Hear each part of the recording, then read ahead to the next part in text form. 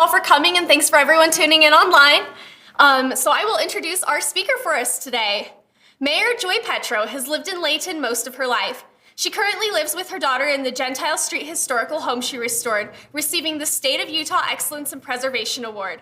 From 2005 to 2013, she served as chairman of the board for the Heritage Museum of Layton. Joy was raised in Layton by her parents, Sam and Dawn Petro.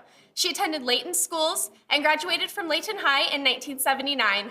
Joy attended college at Weber State University.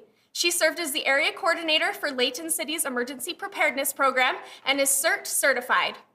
She collects antiques, cars, and restores homes. She is active in several different sports and is a diehard yard sale and auction enthusiast. Joy has been involved with many organizations and events, including the 2002 Olympics, the Intermountain Board of Trustees, Open Doors, and Layton Rotary. Joy worked for Smith's for 16 years and was the advertising director for the Southwest region and a sales executive for 17 years for Quad.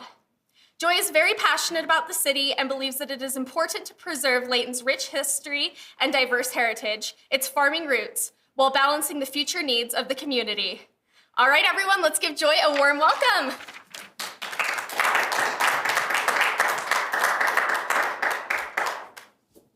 Well, Annie makes that sound good, but better than what I am.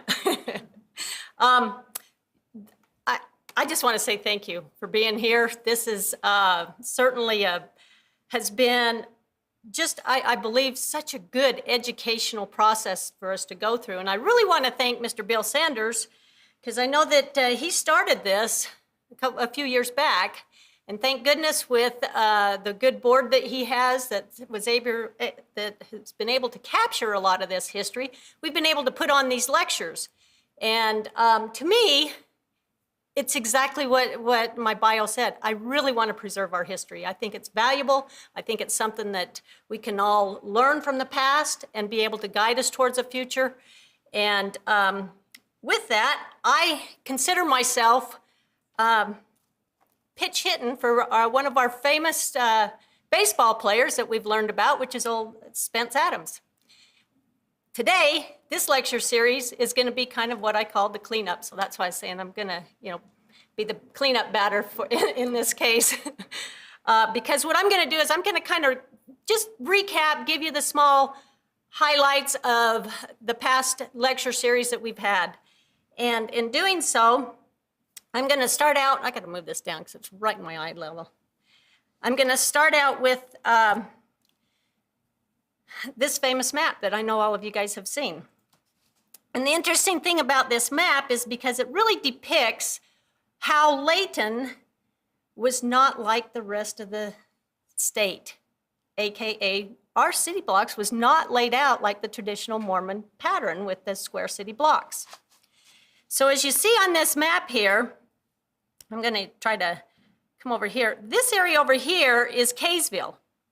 Kaysville was laid out in the square city blocks, which at that time, in the early 1800s or the mid 1800s, Layton and Kaysville was all one big area. And what really kind of separated Layton from the Kaysville area is because this area up here became very well known for being able to sustain life. I mean, we had a lot of farmers and ranchers. And the reason why Layton developed is because if you look at this map again, you see some major streams. This one here is the Case Creek, and this stream here is the North Fork of Holmes, and then you've got the South Fork of Holmes. So along those streams is where life began. And like I said, we were, the whole area at that time was known as the Kays Ward. And in 1886, Kaysville was incorporated, but Layton, again, was part of that whole area. So we basically are called the Kays Ward in the early days.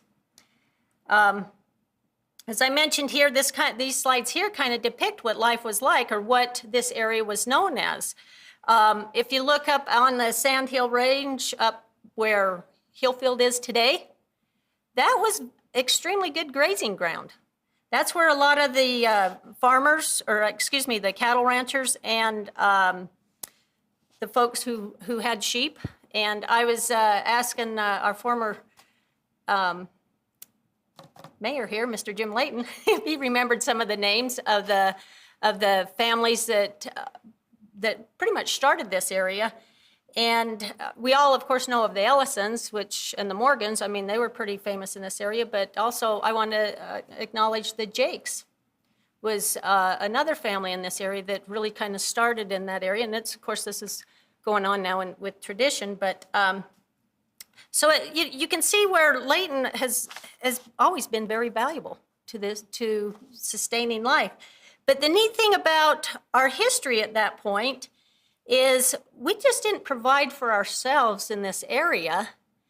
If you notice the picture down here with the horses, what was interesting is Layton actually became very well known as the place where you want to come and buy horses. And in fact, the federal government used to come through here annually, and they would buy the draft horses and the saddle horses for the Army. So I thought that was a nice, good historical moment that we need to let folks know about. So like I said, in the early 1900s, we were mainly known for our vegetables, and of course we've got our famous sugar beet there in there, which we'll be talking about that a little bit later, because as you know, by the presentation that was given by Mr. Ted Ellison, we learned a lot about the sugar factory there and what a major employer it was in this area. Because not only did the folks farm and ranch, they would come in, and that was a good sustaining job for them during that time to help with the various campaigns. So in the early 1800s, Layton started to kind of form their own business district. Now, keep in mind, we were still part of Kaysville at the time, or the whole Kays ward, but we started with a couple of our own little businesses on what is basically, it used to be Main Street. There was one major road that went from Salt Lake to Ogden, and along that Main Street area, which in our case was a very wide dirt road, but we started forming some of our own businesses. So you have what is the Farmers Union Co-op, which is this picture down here. Today, it is currently what was First National Bank, but is now First Community Bank. Across the street on the east side of Main Street, you have the Adams and Son business here, and that was one of the first businesses that we had, and that was more or less just like a market. And I recall, if any of you purchased any of the books that were put together for our Centennial program, there's a fun story in there about Bernie the Butcher. And I'll just give you a quick synopsis of it. I mean, basically, Adams, they recognized that we needed to supply our own. They grew all the cattle up here, but yet, it was always, as far as the butchering, it was always done, or the market, let's say, was always done down south or up north. So they brought in Bernie out of, I think it was Germany. He was actually working in Salt Lake. He immigrated here from Germany, but they knew what a good butchery was, and they went down and was able to bring him up to Layton and offer him a job. And in fact, they actually provided a home for him, and he became part of their family and was very well accepted in the area. But fun story. So you need to read some of those stories that are also in that book as well. Let's see. So as I mentioned, we've got and of course, Layton Drug. This is actually a very cool picture because, I mean, it's the old wooden building. And as we know, Layton Drug was around until we shut down Fort Lane Shopping Center because they moved off of Main Street and ended up over in Fort Lane. But, that was the necessities you needed in the area. And it made it to where you didn't have to travel. However, Layton, being a farming and cattle community, there was no upfront parking. I mean, you still hitched your horses and you went to town. I mean, there was very few homes that were right in the core part of our city at that time.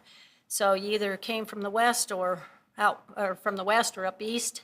And in fact, I know to this day, there are folks in West Layton. In fact, Mr. Ron Layton, who's here in the audience, always says that he's going to go uptown. And even though it's only 2 miles up the street, to them, that was uptown because that was just, you traveled east to go up to do your shopping. So again, this was just the first few buildings here that started. But this map is very fun to look at, and it really kind of depicts what our city kind of laid, how we started it right there in that core little area. We've got what's called the triangle piece, which is basically, you've got Main Street here. This is Gentile going east and west. And then you've got Cross Street. And to this day, we still refer to that area as the triangle. And the fun thing about this map is you look at it, any of the red buildings are actually the buildings that were made of brick. And a few of those buildings are still in existence today, thank goodness. The ones that are in yellow, that was a frame structure. And I do know we have, I believe, well, it used to be the bicycle shop, but now it's a kind of a antique shop. Actually, it's easier for me to point to it. It's still in existence today. It's this building right here. And again, like I said, that's one of our framed buildings.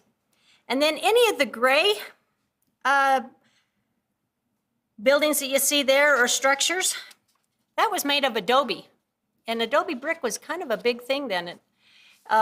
In fact, a lot of the brick structures during that time was made of an adobe brick that I believe was made up on the hillside here. And and I know this because my home's built this way, but basically they built their walls with the brick themselves. So I actually, in my home, my walls are 3 brick wide. The interior walls have got 3 layers of adobe brick. The exterior has that same 3 layers plus a nice fired red brick on the outside. So you can see why these buildings are very strong and sturdy still today, even though they probably don't meet all of our our code as far as electrical and well, I won't go there.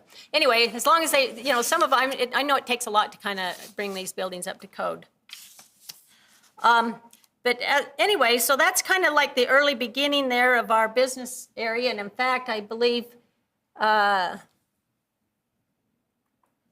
we've just got that first frame over there. It shows a lot of the early beginnings there. And I'm going to get to that first slide here, or that first billboard there in a minute, because that's actually a very important one. But just before that, I had mentioned as far as the sugar mill. So between 1890 and 1915, Layton really witnessed the establishment of 3 major industries here.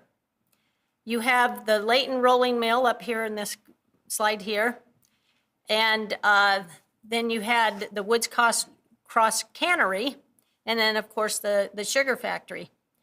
And as far as the rolling mill, the main brand there that they were known for was the White Swan flour.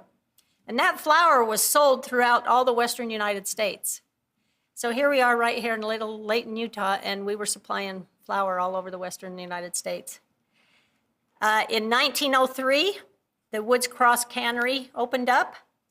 And again, that was on Cross Street. So remember when I talked about the triangle, the cannery was located there on Cross Street. And of course, as I mentioned, with all of the fruits and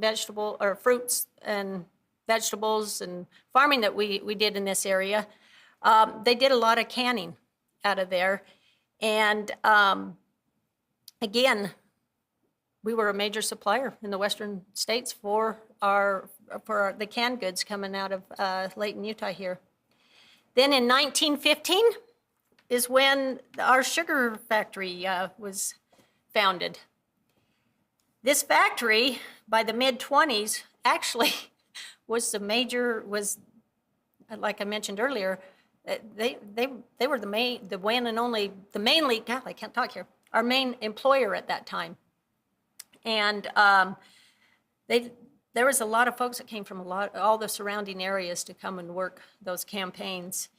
And again, as you can see in the slide there, the main brand that was known that came out of that sugar factory was the Mountain brand. And the neat thing about that sugar factory is it actually stayed in business for over 50 years. So we were producing that Mountain brand sugar for many, many years. So now to the fun part. A century of progress. As I mentioned, that first billboard over there, that really kind of depicts the beginning of Layton. Because in 1920 is when we were incorporated. And as you folks know, we've just gone through that, our 100-year centennial celebration. But if you look at the map, the red outline of this map kind of really shows what our boundaries were at that time. And as I studied it, it looked like basically anybody living east of Fairfield or west of the DR&G railroad tracks was still in the unincorporated parts of Davis County. So we were condensed, but we were a city and we were incorporated at that time. And this map here I thought was pretty interesting. I mean, it's a good overlay, but this map is actually from the 1950s, and it was taken from the insurance company. Which one was it? Oh, heavens. I don't recall, but anyway, so basically this map is overlaid over a 1950 map at the time as far as what our city looked like. But you can see how the population was very sparse and very little homes. The dots, obviously, are where the homes are. This, again, that was in the 1950s, but our population was still very, very sparse at that time. But being that we had incorporated, we needed our town board. So as you see here, Lawrence E. Ellison, he was the town board president. We have George Briggs, which is over here on this far side, and then working my way over. You have E.G. King, William Layton, who is, I know Ron's descendant there, and Leonard Sandel, who were all, excuse me, I'm sorry. So these gentlemen here was basically made up the town board trustees. Then you had Edward Whiteside, who was the justice of the peace. Wilford Wiggle, was the town clerk, with Bird Cook as the treasurer. And then Ray Bybee was the town marshal, and we did not have a picture there of him, but that was your beginning of what now today we have as a mayor and council form of government, but that was the beginning of your board of trustees and the way Layton started. So this picture here is very eye-opening, I think, because it really shows what Layton was like at that time. This famous LeConte Stewart picture here on this side here shows what Layton looks like looking eastward from Main Street. So if you looked east on Gentile Street, that's basically what it looked like. It was still a dirt road. There wasn't any type of homes or anything going on. But then several years later, in about 1939, we have an oil painting here by Royal Owens, who actually captured that same view, more or less, slightly at an angle, but it shows that by then we have the White Chapel. And to this day, I know all of us refer to the building down at the end of Wasatch Street that sits right on the corner of Wasatch and Gentile as the old White Chapel. I mean, that's kind of, folks that grew up around here, that's kind of our landmark, but it was kind of interesting because I'd made reference to that just like 4 days ago, and they looked at me like, what are you talking about? Where? And so I had to kind of describe some of the businesses that are located in there, like Felt Dentistry and then the dance studio. So, but those of us that grew up around here, certainly, you know, that was a landmark and just a way of kind of knowing that you were uptown, right?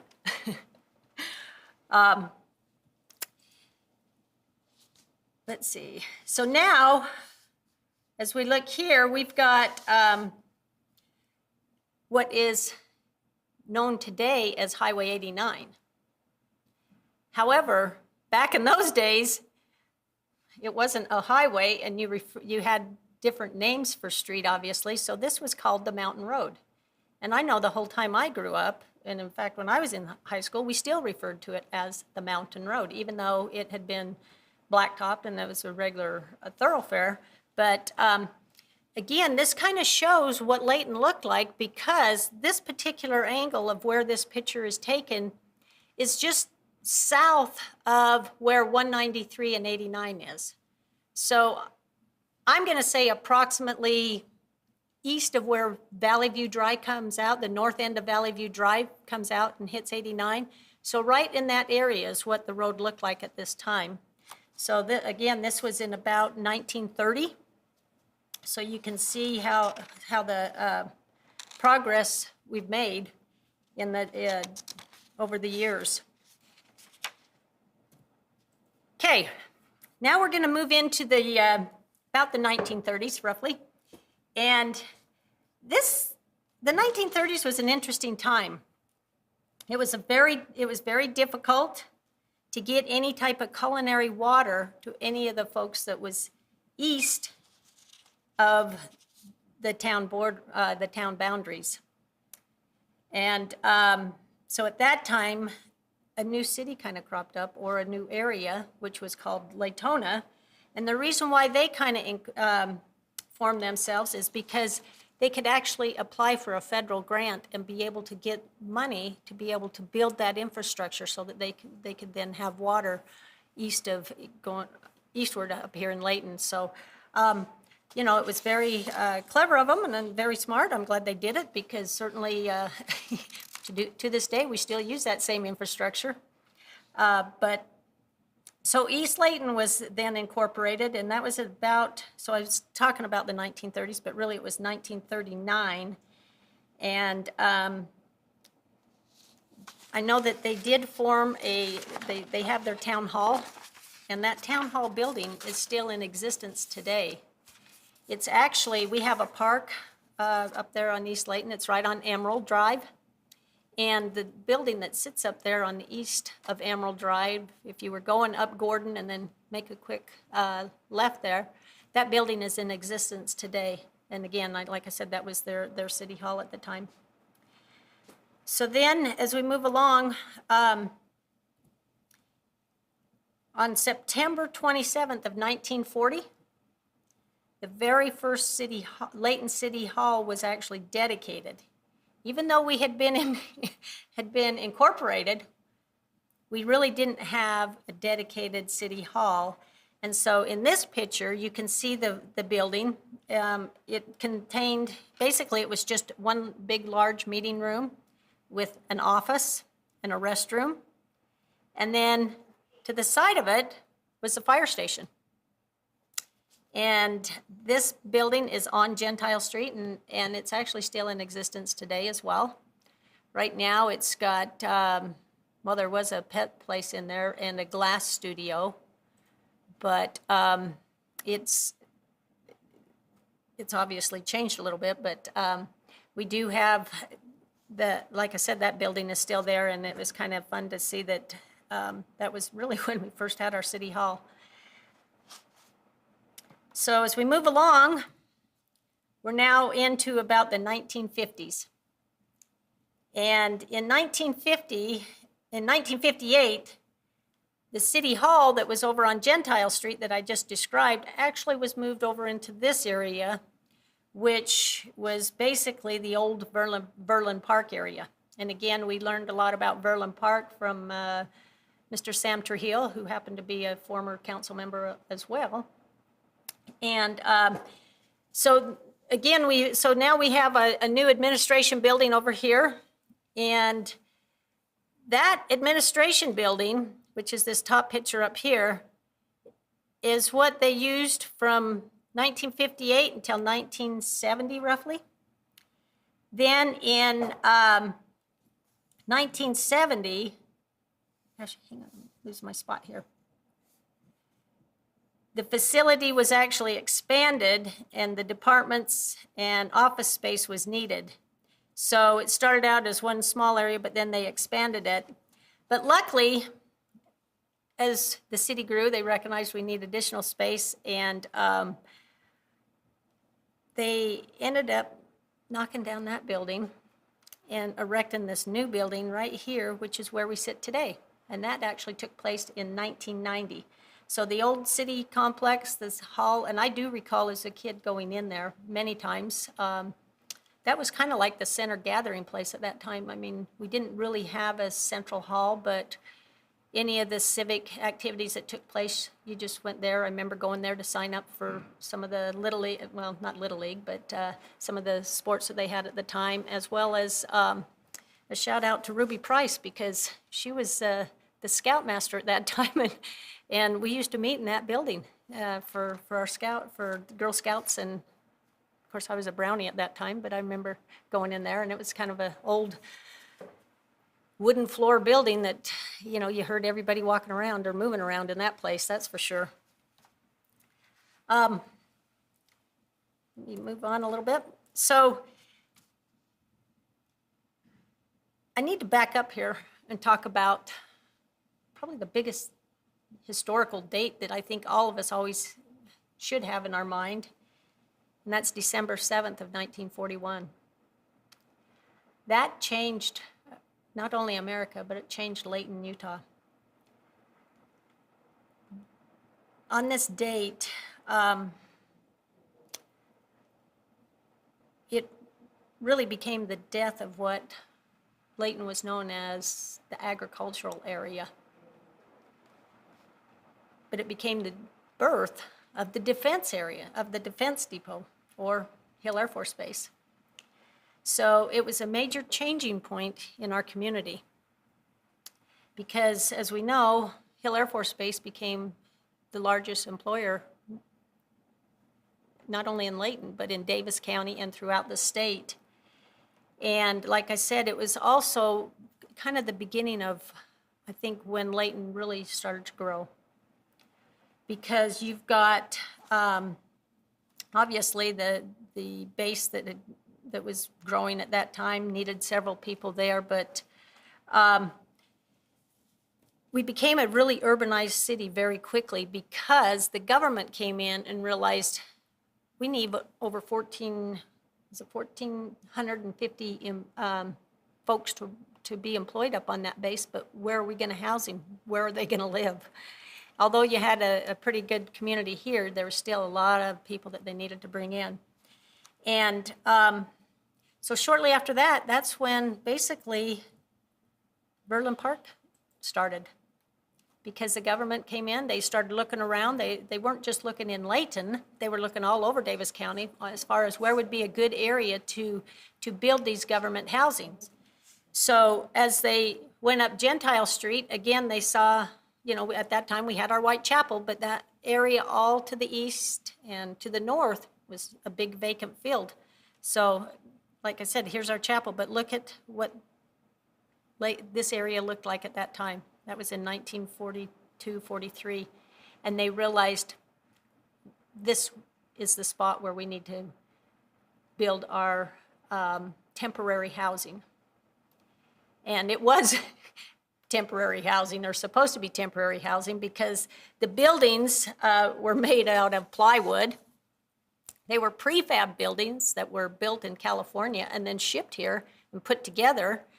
And they formed what was called Verlin Park. And Verlin Park really became a fun and inviting and extremely tight neighborhood, a tight community, because you did not, it was the first time in Layton's existence that basically you could walk to the grocery store, you could walk to the library, you could walk to what they had a community hall at the time. You could walk to your neighbors and the kids could play, because before, keep in mind, you were very agricultural and you'd have to go quite a ways up the street to your nearest neighbor. So anyway, this really kind of identified the neighborhood beginning, or what the neighborhoods are like, and how Layton really kind of started to burst at the seams. As I look back, I'm thinking to myself, I thought, that was the beginning of a problem that we currently have today. As you know, we're going through the same growth problems all along the Wasatch Front. We don't have enough housing. We've got to be able to provide for our folks. And I can honestly say this is I believe an issue that it was in history, it's today, and it's going to continue. I think you're always going to have an issue, or a challenge. I shouldn't say an issue, just a challenge in providing housing for your citizens. So a little bit about the Verlin Park. I'll go into it a little bit more depth, even though I know we learned a lot from Mr. Trujillo. So these homes, like I said, they were prefabbed. You had either a 1, 2, or a 3-bedroom home. And the only way you could live in that complex is if a member worked up at Hillfield. But to give you an idea of what rent was like at that time, for a 1-bedroom, your unit would cost you $21.50 a month. A 2-bedroom was $24.50, and a 3-bedroom was $31.50. Each one of those units had a cement bathtub, which I imagine kept the water pretty chilly, as well as a small space heater and a living room. But what's kind of fun is, for those of you, if you haven't been to our museum, which is on the campus here of our Layton City Hall, they've got a great display that shows a cute little washer machine, and just kind of some pictures of what the housing unit looked like. So it's amazing how, today we feel like we have to have such great big units in order to, or homes and everything, and yet these folks had 3, 5 children. I think we learned the Trujillos had, was it 5 siblings living in that place? So I mean, very small quarters, but yet very a happy time of life as well. Okay, this picture kind of shows what I just spoke about. I'm sorry, I'm a little behind on my slides here, but it shows the barrack-style housing. And the way that the court was laid out is, luckily, Wasatch Drive that we have today and still use, that was the main thoroughfare through Verlin Park. But then it had streets that shot off either to the east or to the west. And the sequencing in that area was all done by the alphabet. So you either lived on A court or B court. And so when you played with your friends or whatever at that time, you'd say, oh, I'm over on F court. So it was kind of easy to kind of know where your friends lived, or if somebody came to find you, you could easily say where you were at. As I mentioned, so Verlin Park was, was kind of, because they were so concentrated in this area, it actually kind of allowed us to kind of grow still. And these photos here shows what life was like that I just described, but this lower left-hand corner here, when I was looking at that picture, I kind of thought, oh, here we thought the Davis, Layton is always known as, we've had our amphitheater here, and it's always had entertainment, but this really shows that this exact ground, this exact area was where entertainment really took place, because this is one of their a photo from during that time of them having their own entertainment in that same little area. So if you go farther south, knowing that we were so concentrated here in the Commons Park area now that I'm calling it, You still had your basic services. I mean, we had Main Street where they could go, but this was the beginning of really our business district and really kind of people branching out and bringing the business district east of Main Street. And one of the first, you had two major businesses that opened up at that time. You had Wayne Weiniger's Supermarket, which that was on the south side of Gentile. Basically, if you're at the light right now, if you went down Wasatch Drive and stopped at the light where Gentile and Wasatch Drive meets, it would be just kitty corner, kind of where the bank is now. So you had Weiniger's Supermarket, and then just south and a little west of there, Jay Willie opened up the first, it was called the Satisfaction Center, and that's where you could find the home goods. So your furniture and appliances and that to put in your home. So it was, you had to, like I said, the beginning of how our business district was starting to change. So after World War II ended, the Layton residents, like the rest of the world, had a love affair with the automobile. And we started getting our automobile industry going here in Layton. In the 1940s and early 50s, we had several gas stations and repair shops, and of course the car dealerships that cropped up all over town. And probably the one that I think all of us know, and quite honestly is still in existence today, even though they've changed their name, is Olson Chevrolet here. It's part of the Young Automotive Group now today, but that's part of that same family. And then this photo here in the middle, I get a kick out of that because Pete Page, all of us know Pete and Wayne Birmingham, that was their dealership there. And they cropped up on Main Street there. And then, of course, the Sinclair station was across the street. It was on the east side of Layton. And I believe, and this is where I was asking a question earlier, just when you look at this Sinclair station, just to the south of there, it shows an open field now. And I do recall that's where Ike's property was. And we need to dig into history here and find this. But I know that there was the county jail. It was an old, it was all cement building there, and that was the county jail, I believe, at that time. So back when we established this, when we had our city marshal, I'm sure that's where he took folks in the early days. So, and then of course, Bishop's Auto was there as well. So this photo here, again, just like we saw the rendering earlier as far as east on Gentile, Royal Owens also painted Main Street. So this is what our Main Street looked like in 1960.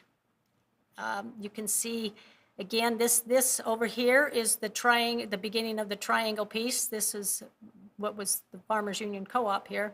And then this area here, you had, in the early days, you had your Adams market there. This is the old Cali Drugs, which was a pretty famous spot for many years. It had a nice soda fountain inside there. And then, of course, this street here, you'd go east, going up Main Street. And this set of buildings is still here today, all of those. That's part of that brick adobe building. This is a flower shop. And I just want to point out one thing that I hope that we can accomplish here soon is kind of preserving our history, is on the top of this building. I'm sure the folks here in the audience probably know of this, but myself, like I said, I want to preserve our history, but there's an original old Coca-Cola advertisement painted on the side of that building. Now, unfortunately, some kids got up there and tagged it, and it's kind of got a big spot over it, but hopefully we'll be able to preserve that and have it recreated here soon.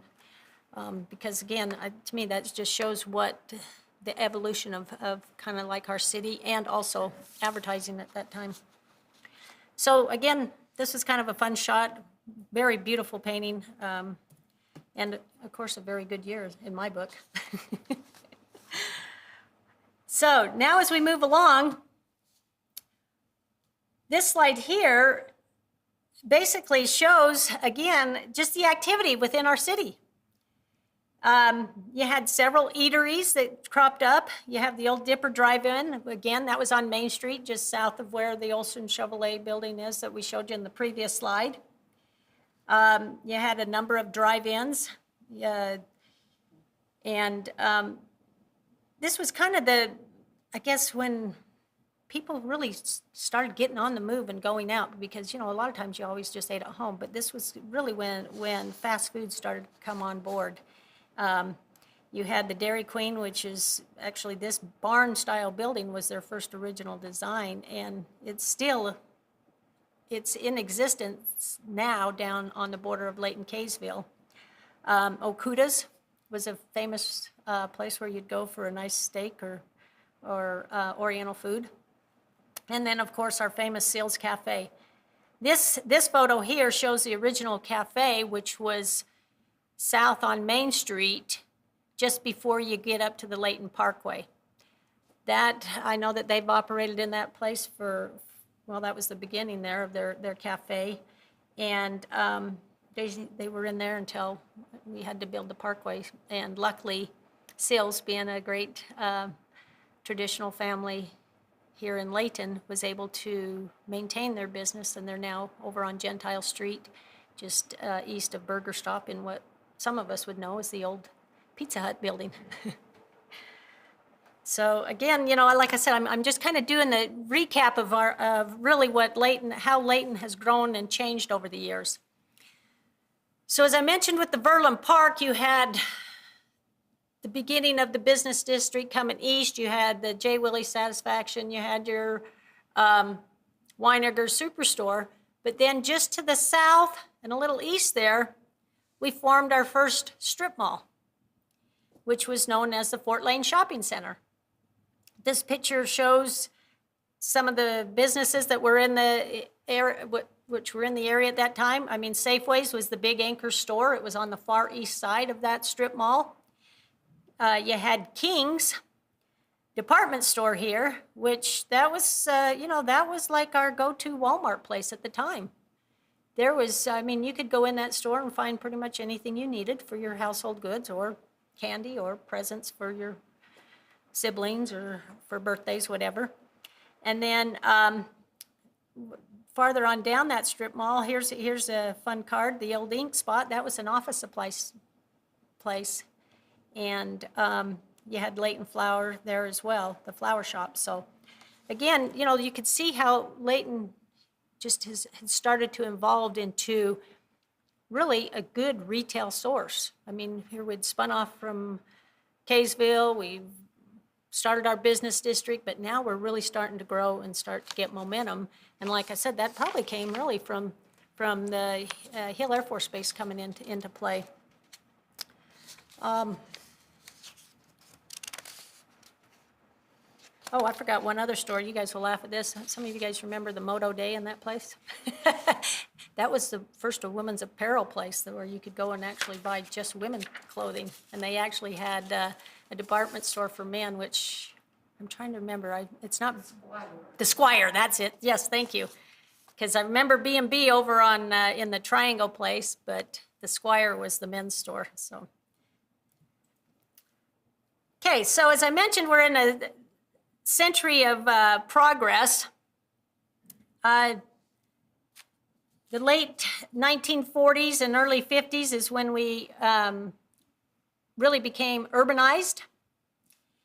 This shows kind of like some of our sprawl now as far as our neighborhoods, because again, you had this concentrated effort here in this compound for the base folks, but then the war ended and people loved the area and we started to grow and have more kids and needed more housing. So along came the Ellison housing area, which a lot of those folks that were in the Verlin Park area then kind of went out and was buying homes in the area, and we really started to grow. So Verlin Park was taken down in 1962. And many of those buildings were sold off to private individuals. So a lot of those folks come in and put wheels under them and towed them down the road and moved them out into different areas throughout our city. And I know some of the folks here in the audience knows where a few of those buildings are and saw it and was here at that time when all that took place. So you really started to see a change. And from what we were in 1920, our population in 1920, by the way, was only about 700 folks total. And by 1960, we were about 9,000. So you can see the growth that took place. And just as an idea, just so you know, today our population is pushing about 80,000. And really a build out, that number's right around 130. It could push to 150 depending on the density that continues. But so, you know, Layton went from a little 700 folks in this city when we incorporated to where we're at now. But this really shows the growth, like I just mentioned. Oh, in fact, there's the numbers if you'd like to see. So in 1920, the census was actually the census showed it at 529. In the 60, I told you we were around 9,000. In 1980, we were 22,000. By the year 2000, we were at 58,000 in our population. And then, like I said, today, well, the census from 2020 was at 77,000, but I know we're pushing 80. Many of you guys will recognize this famous symbol here. This is the big old Kmart. Layton, as I mentioned, really kind of became this retail center, or we have. But what really started it is when we started having a lot of these big box stores come into our city. And Kmart was the very first one, and they arrived in 1978. Kmart was on the corner of Antelope and Main Street. And it was, in fact, that building's still there. It is now a storage area, an indoor storage facility, but it was kind of like the success of Kmart really, I think, helped guide the council at that time as far as, wow, what we could do in this city or how retail could really help with the growth, the infrastructure, and everything that we needed to do to function. So our retail really started to change. In 1980, we had, again, that's when the shift took place. We built this Layton Hills Mall. And the mall had and the surrounding businesses in that area, again, is what shifted our retail sector that was down here on Fort Lane Shopping Center more towards to where the mall is today, which we call Midtown now. But you can see that the population grew. We needed more than just that little area, and we were able to support a big facility like this. And in fact, you know, without that mall, boy, I daresn't say where we'd be at today because, you know, we heavily rely on those sales tax dollars. And the decision that council made at that time to bring that mall in here, to me, was phenomenal because it really concentrated everything, but yet it allowed us to have a destination point for people coming from all around to shop. And we've held on to that, and I know that recently in the news, Layton Hill Malls has been talked about. And I checked with Linda Kelly, who's the mall manager, and interesting enough, our mall is still at 80% capacity, which is fantastic. So I highly encourage everybody to shop local, you know, support our businesses as much as we can, and hopefully we can keep that mall going. So again, that was like in the 1980s, but we also had additional growth come in then. For the first time, we actually have a hospital. We had Tanner Clinic decided to expand, and Humana Hospital. And one of the things that I failed to point out here is back in the day, Tanner Clinic, this upper right-hand corner up here, that was really the only place you went. And it was right across the street from Layton Elementary. It was a small building. It had a basement in it, so I mean, it was, you know, very utilized, but everybody went there for any of their medical needs.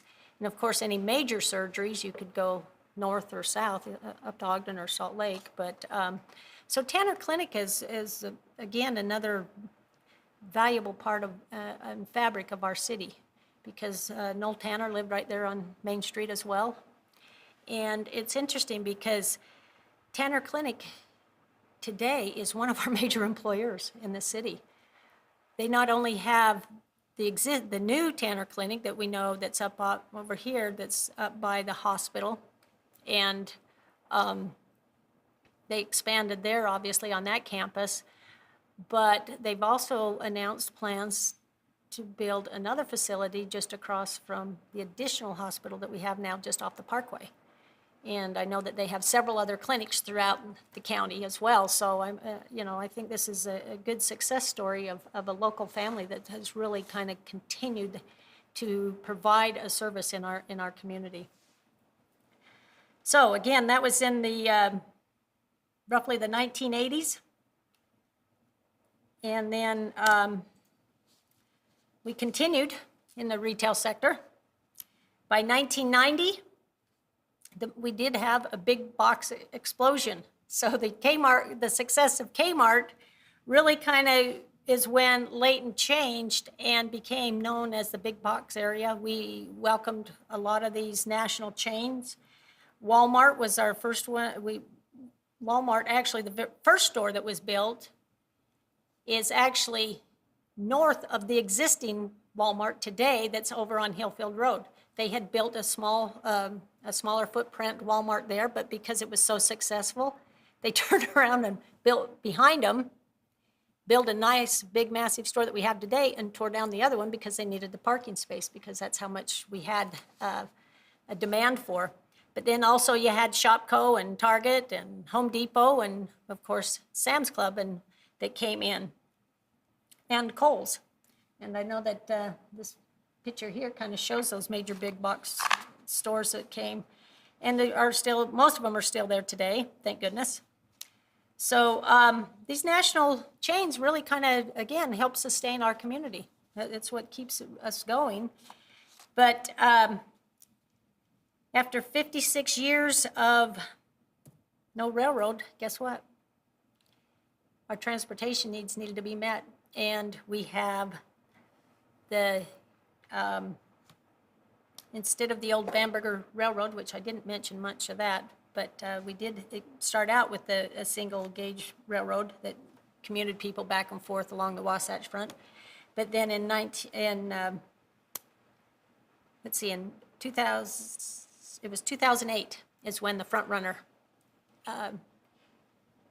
became in service, and of course, this is what really is changing and will continue to change our lives today, is being able to live and ride and be able to commute on mass transit versus the love of the automobiles that we learned about on Main Street there. As far as some of the major employees, non-governmental employees, or businesses that provide employment for our folks here in our city, you have Smith's, who is actually the largest. You have, again, like I mentioned, the hospital. They're one of the major providers of jobs here, in Tanner Clinic. You've got Tolman Construction and May Trucking. And I was thinking, in addition to that, we've got several others that really have provided good jobs in this area. I don't have on here, but I've mentioned it before. You've got the Sam's and Walmart. I mean, they've got a ton of people that they employ. With the new IHC hospital over here, I know they have over 400 jobs there as well. So with all this growth and all this change within our city, you can see that we're able to provide a good living as well as jobs to sustain them so that we can all stay here within our boundaries. So I want to say thanks to these businesses for coming in and actually providing employment for us. One other company that I was thinking about too is Geneva Rock. Geneva Rock's a big employer in this area as well, which and IMC. So again, Layton's come a long way. We've really kind of matured into the city that we are today. So this slide here really kind of shows where we're at now. We've grown into a really solid community that has endless opportunities as far as I'm concerned. We've got, social. We're able to provide a social and cultural events. We've got good religious amenities. And you don't really have to go very far. You can still stay within the city boundaries to enjoy life, whether it be golfing or taking a walk or coming down to the museum or just plain relaxing in our green parks. So I just want to also point out that I think we're on the beginning again of some major changes, and the change in our housing structure, obviously, because like I said, housing folks has always been a problem, or not a problem, a challenge. And so we're facing that again. And just in my lifetime, I am amazed at the changes that I've seen. I kind of mentioned that 1960 was a good year. That tells you how old I am now.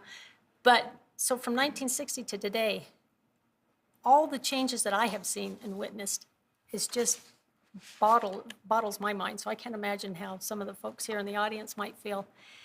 I know going forward,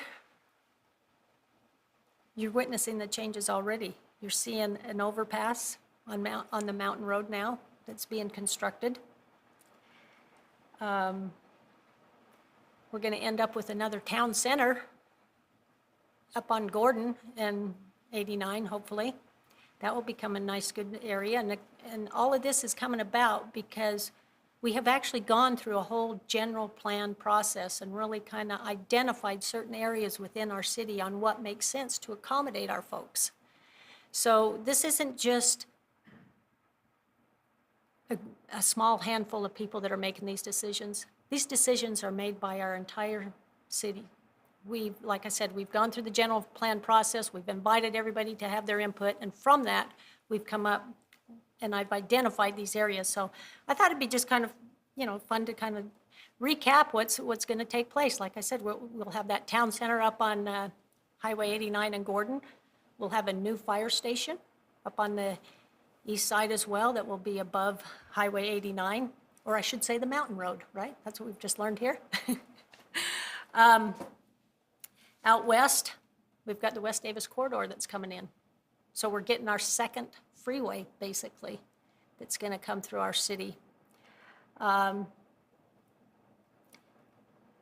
Road, that was identified as an area that's going to be a major, not a major, but another retail area. That would be on Hillfield Road, right around between 2200 to 2700 west. That area is going to change. As I mentioned, transportation. We've got the front runner in. We've got our bus lines that are going, but we're going to have to look at different ways to really kind of move people around, which, thank goodness, I think with the change in what's taken place this last year, a lot of us have realized how we can go without with certain things. Our love for our automobile and being able to feel like you have to drive everywhere has changed. You saw a lot of people buy bicycles. So you're going to see a need for a different type of transportation going forward. We're going to need more trails. We're going to need to connect a lot of those trails. We've got a good starting on those now, but We don't have the east-west or the north-south that really connects well. So this is how Layton's going to change going forward. We're going to need to get that connection so that we can kind of take care of folks and allow them to get around in different modes. Hillfield. I spoke a little bit about Hillfield. Again, they're a major, without Hillfield, a lot of these cities along the Wasatch Front would basically cease to exist because they're such a major employer. And we don't have the exact numbers, but I can tell you, they're looking to employ with not only just the base, but with those businesses that are the support to the base, like Northrop Grumman and Keomac and those. There's going to be an additional 4,000 jobs that's been announced that are going to be fulfilled. So you're going to see, when we talk about the explosion and the change within your city, within your communities, this is another area where, like I said, where we're going to witness it ourselves and see the change. I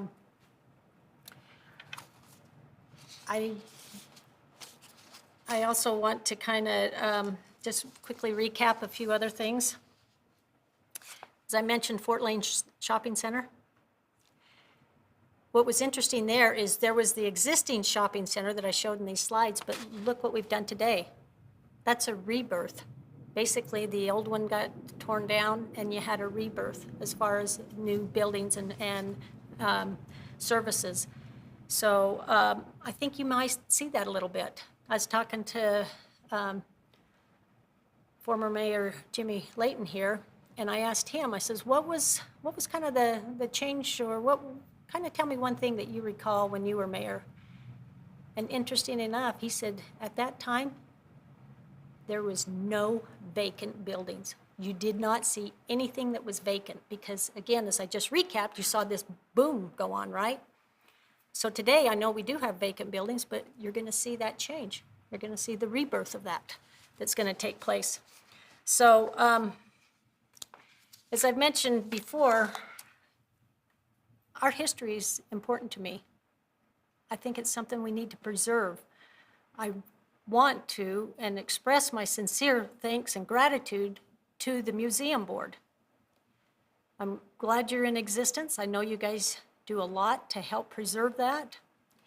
And, you know, I shout out, like I said, Mr. Bill Sanders kind of helped put this series together, but we've got a great new curator as well in Annie Balmer. She's got a lot of good forward thinking there, a lot of things that she wants to see take place. And I support that. And myself, I also, again, can see the value in capturing our history. And I think Ms. Murdoch has done an excellent job on going back and kind of picking up on little things of our history. But I want to announce today that I want to extend some additional help to the museum. A few years ago, we had what was just the Preservation Committee. And I think it's time that we kind of perhaps bring that back into existence. We've got our board. You guys are, like I said, you're the gem, but I really want to kind of add to that and possibly add 3 more, bring back just a preservation group. So anybody who would be interested in applying for that position, I figure I needed to start out with 3 and see how we can do there, see what type of work they can do to help kind of identify some of these historical events and really capture it. I think we have an opportunity going forward to capture the history of our citizens. I've mentioned that our board has such a vast knowledge, but you guys, we need to preserve that. We really need to see, you can see how I'm struggling today on just kind of recapturing our history in a quick 1-hour series here. But I want to continue this. I think this has been a great lecture series. It was the beginning, but I did not want it to see it at the end. So I want to really kind of keep things going. So I'm just going to say thank you to all those who have presented. I I know that Bill started out with the beginning. We had the Iron Rails presented by Mr. Steve Handy. We had Layton City Incorporated by Senator Jerry Stevenson. We had the presentation of entertainment by former council member Joyce Brown. We had the Lost Industry presented by Commissioner Bob Stevenson. We've had Verlin Park presented by former council member Sam Trujillo. And then, of course, we ended with the sugar factory that was presented by Mr. Ted Ellison. This is just a small snippet of our history. And I want to encourage everyone to come forward, give us all the information you can, and let's really preserve Layton and really show where we've at so that those in the future can see and learn from it. So again, thank you for attending. My hat's off to everybody who helped present this. Thank you, Annie, Mr. Price, our Parks Director, and of course, we couldn't do this without our videographer in the back there. Oh man, I just had a, what's your name? God. Oh, I'm sorry, but anyway, I just want to say thanks to everyone. Thank you for doing this, thanks for putting it on, and keep the ball rolling. That's it. Oh, God. And I'd like to say one more thank you to Mayor Joy Petro. That was fantastic. Thank you for the excellent wrap-up. And as she mentioned, we are hoping to continue something like this in the future, so stay tuned. And I would just like to thank RAMP for making the filming of this possible. And thank you everyone for coming and everyone for tuning in online. Have a great day, guys. Mr. Bill, you forgot Bill back there. Oh yeah, and Bill Francis. Thank you. Bill Francis, I remembered your name finally. Thank you.